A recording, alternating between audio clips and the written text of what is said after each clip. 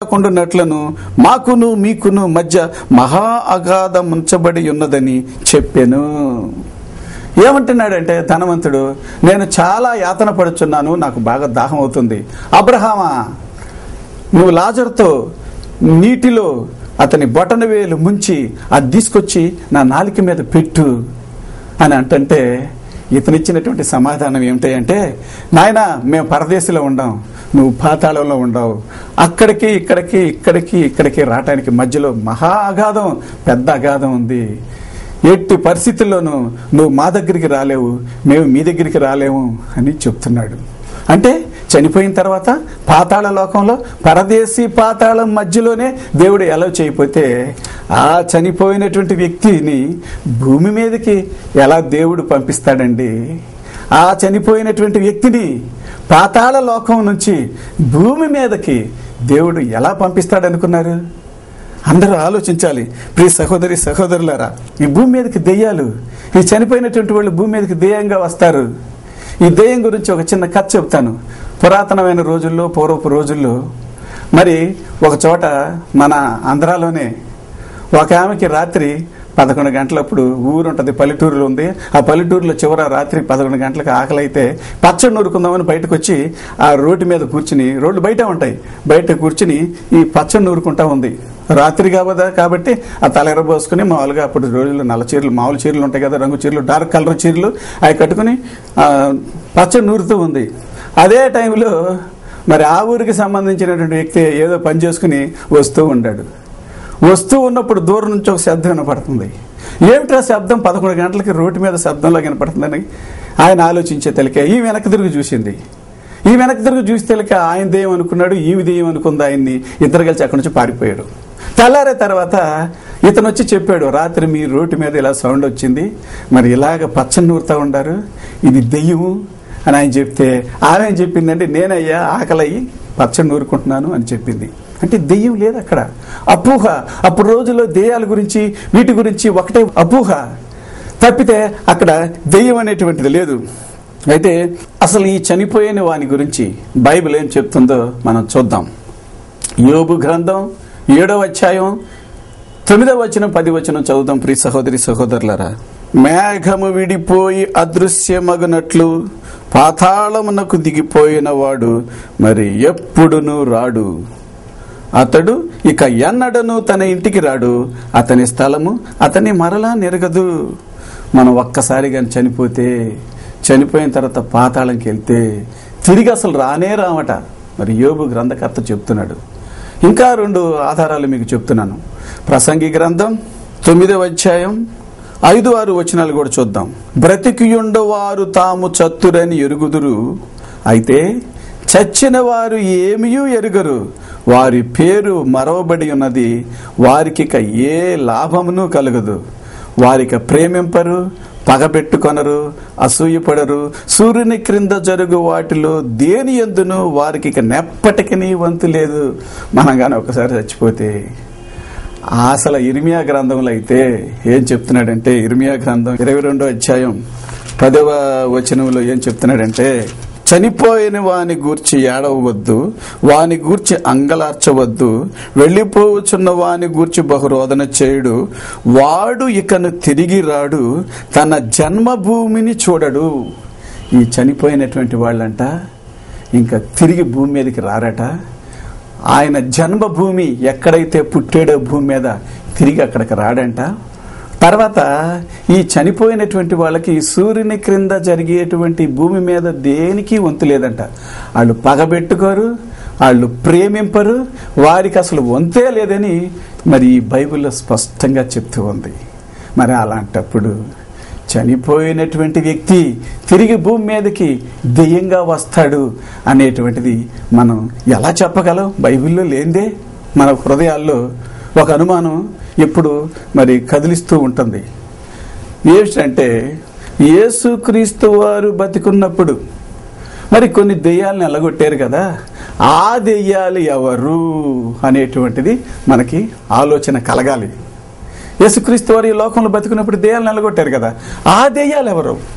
ఆ దెయ్యాలు ఎవరంటే చనిపోయినటువంటి వారి ఆత్మలు కాదు, దురాత్మలు.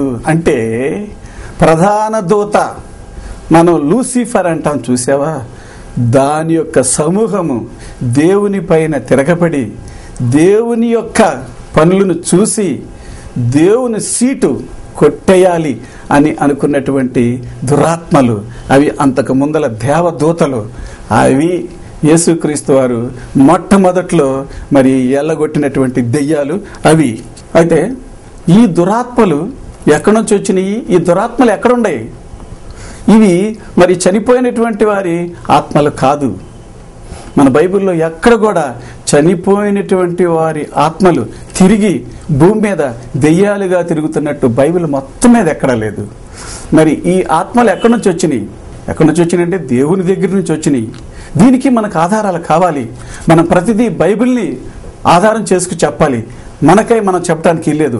సమూయేలు మొదటి గ్రంథం 18వ అధ్యాయం 10వ వచనం చూద్దాం. మరునాడు దేవుని యొద్ద నుండి దురాత్మ సౌలు మీదికి బలముగా వచ్చినందున. చూసారా, దురాత్మ ఎక్కడి నుంచి వచ్చింది? దేవుని యొద్ద నుండి వచ్చింది. అంటే దేవుని యొద్ద నుండి దురాత్మ వస్తుందా? వస్తుంది. ఈ దురాత్మ అసలు దేవుని దగ్గరికి వెళ్తుందా? వెళుతుంది. మరి ఈ యొక్క యోబు గ్రంథంలోనే పైన ఒకసారి మరి పరలోకంలో మరి అక్కడ మీటింగ్ జరుగుతూ ఉంది. ఆ మీటింగ్ జరుగుతూ ఉన్నప్పుడు అపవాది కూడా అక్కడికి వెళ్ళింది. అంటే ఈ దురాత్మ దేవుని దగ్గరికి వెళ్తుంది, దేవుడు ఇక్కడికి పంపిస్తాడు. కాబట్టి దీన్ని బట్టి ఈ దురాత్మలు అనేటువంటి ఏమిటాయంటే ఇవి దేవుని దగ్గర నుంచి వచ్చినటువంటి దురాత్మలు. ఈ దురాత్మలకి యేసు తెలుసు. మొట్టమొదట్లో ఈ దురాత్మలు ఉన్నాయి, మొట్టమొదట్లో యేసు ఉన్నాడు.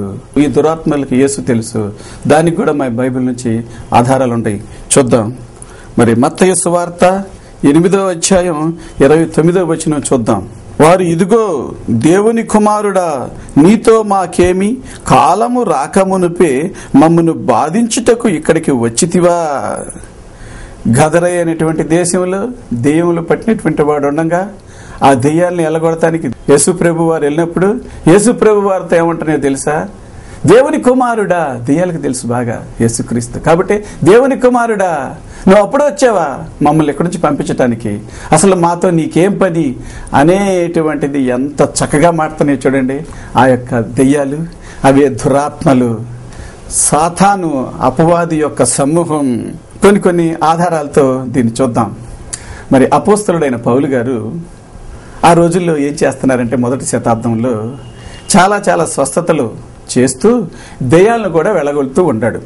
ఈ విధంగా దెయ్యాల్ని వెళ్ళగొడుతూ ఉన్నప్పుడు ఆ సమయంలోనే అక్కడ మరి ప్రధాన యాజకుడైన స్కెవెదు అనేటువంటి కుమారులు 7 ఉన్నారు. వాళ్ళు కూడా ఏం చేశారంటే ఇది చూసి వీళ్ళు కూడా యేసు నామములో దెయ్యాలను ఎల్లగొడటానికి మొదలు పెట్టారు. అంటే ఉచ్చాటన చేసిరి. ఈ మొదలు పెట్టారు యేసు నామములో దెయ్యాలు వెళ్ళిపోవని. సరే, ఈ 7 కుమారులు కలిసి ఆ దెయ్యాలని ఎల్లగొడటానికి పూనుకున్నప్పుడు ఆ దెయ్యాలు చెప్పినటువంటి సమాధానాలు అపోస్తల కార్యములు 19వ అధ్యాయము 15వ వచనం చూద్దాం. అందుకు ఆ దెయ్యము, నేను యేసును గుర్తెరుగుదును, పౌలును కూడా ఎరుగుదును, కానీ మీరెవరైనా అడుగగా. ఆ దెయ్యాలు ఏం చేసినాయి తెలుసా? నాకు యేసు తెలుసాయా, నాకు మొట్టమొదట్లోనే మేము చూసాం యేసుని.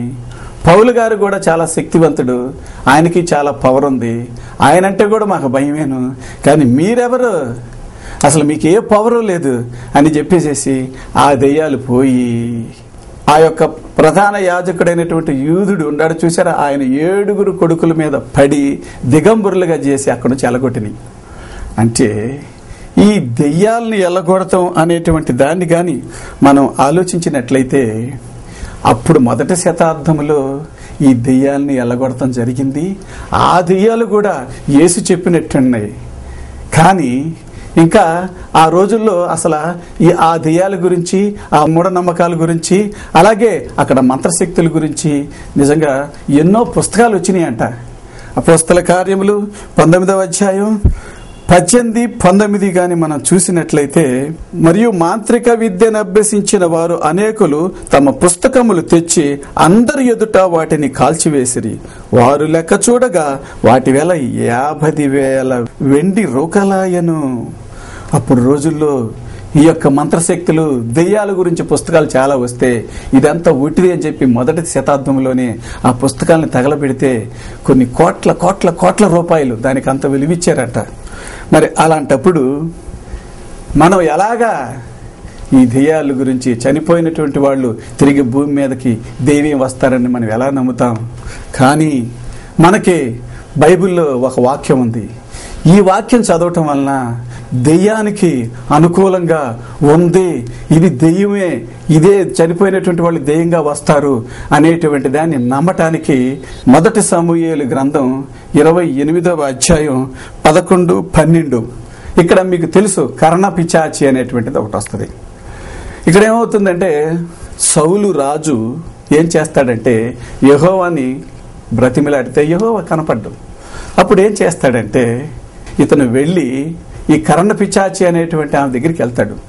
ఆ కర్ణ పిచాచి ఆమె దగ్గరికి వెళ్ళి నాకు సమూయేలుని రప్పించు అని అంటాడు. సమూయేలు అంత క్రితమే చనిపోయాడు. ఇక్కడ వాక్యం చదువుదాం. మొదటి సమూయేలు 28వ అధ్యాయం 11, 12 వచనాలు చదువుదాం. ఆ స్త్రీ నీతో మాట్లాడుటకై నేను ఎవరిని రప్పించవలని అడుగుగా అతడు సమూయేలును రప్పింపవలెనెనను. ఇక్కడ మనం జాగ్రత్తగా చూడాలి. ఆ స్త్రీ సమూయేలును చూచినప్పుడు బిగ్గరగా కేక వేసి, చనిపోయినటువంటి సమూయేలు వచ్చాడు, రావటంతోనే పెద్దగా కేకేసింది. అసలు పెద్దగా కేకేయాల్సిన అవసరం ఏంటి? ఎప్పుడు దెయ్యాలు పిలిస్తే వస్తాయి ఆమెకి కర్ణ పిచాచి, దెయ్యాలతో ఆడుకునేవా? ఎందుకు అలాగా పెద్ద గరిసింది? నీవు సౌలువే, నీవు నన్నెందుకు మోసపుచ్చితవని సౌలుతో చెప్పగా, ఇక్కడ ఏమైందంటే ఆమె కర్ణ పిచాచి అని పేరు పెట్టుకుని జీవన విధానం సాగించడానికి దెయ్యాలు ఉంటాయి, ఆ దెయ్యాలు నేను పిలుస్తాను అని చెప్పింది. కానీ అక్కడ దెయ్యం ఇవి పిలిస్తే రాలేదు. దేవుడు ఏం చేశాడంటే ఈ సౌలు రాజుకి ఏం జరగబోతుందో చెప్పాలి గనక సమూయేల్ని రప్పించి రేపటికల్లా నువ్వు నీ కుమారుడు చనిపోయి నా దగ్గర ఉంటారు అని చెప్పి వెళ్ళిపోయాడు. అతను ఎవరయ్యా అంటే సమూయేలే, కానీ ఆత్మే కానీ దురాత్మగా మాత్రం రాలేదు. ఆ ఒక్క విషయంలో మాత్రం దేవుడు ఈ యొక్క రాజుకి బుద్ధి కలిగించటానికి ఆ పని చేశాడు. అయితే అక్కడి నుంచి రప్పించగలిగేటువంటి శక్తి, పాతాళం నుంచి కానీ పరలోకం నుంచి కానీ రప్పించగలిగేటువంటి శక్తి ఒక దేవుడికే ఉంది. ఆ విషయం కూడా క్లియర్ చేయటానికి మొదటి సమూయేలు 2వ అధ్యాయం 6వ వచనం చూద్దాం. జనులను సజీవులను గాను మృతులను గాను చేయవాడు యెహోవాయే, పాతాళమునకు పంపుచు అందులో నుండి రప్పించువాడు ఆయనే. ఈ ఒక్క విషయంలో మాత్రం దేవుడు ఏం చేశాడంటే సమూయేలుని పరదేశం నుంచి రప్పించి చెప్పించాడు. అతనికి ఒక్కడికే అధికారం ఉంది తప్పితే ఇంక ఎవరికి అధికారం లేదు, ఎవరు కూడా రారు. కాబట్టి చనిపోయినటువంటి వ్యక్తి దెయ్యమై ఈ భూమి మీద తిరుగుతాడు అంటే మీరు నమ్మబాకండి. దెయ్యాలు లేవు. ఉన్నటువంటి దెయ్యాలల్లా ప్రధాన దూత దెయ్యాలు ఆల్రెడీ ప్రతి ఒక్కళ్ళలో ఉంది. ఈ వాక్యం అర్థం అవ్వకుండా చేస్తుంది, సువార్త వినిపించదు. కాబట్టి ప్రియ సహోదరి సహోదరులారా, క్రైస్తవ సోదరులారా, అలాగే అసలు ఈ దెయ్యం అంటే నాస్తిక సోదరులు అసలు ఒప్పుకోరు. కాబట్టి మీరు ఈ మూఢనమ్మకాలను నమ్మకుండా యేసు చెప్పినటువంటి సువార్తని, యేసు చెప్పినటువంటి ఆ యొక్క ప్రధాన దూత దెయ్యాల నుంచి మనం రక్షింపబడాలని మీకు అందరికీ విన్నవించుకుంటూ ప్రార్థన చేస్తాను.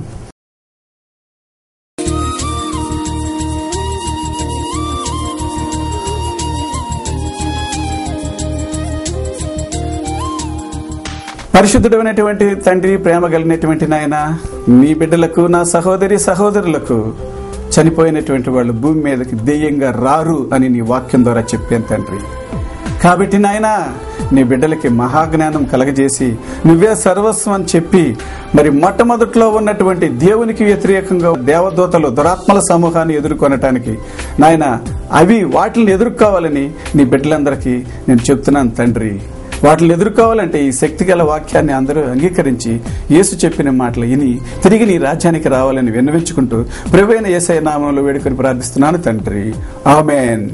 Captain K Satyasheelarao, gospel torch charitable mission, Nagarjuna Nagar, Mahanadu road, opposite NTR health university, Vijayawada 8. Our phone numbers 9493247030 మరియు 0866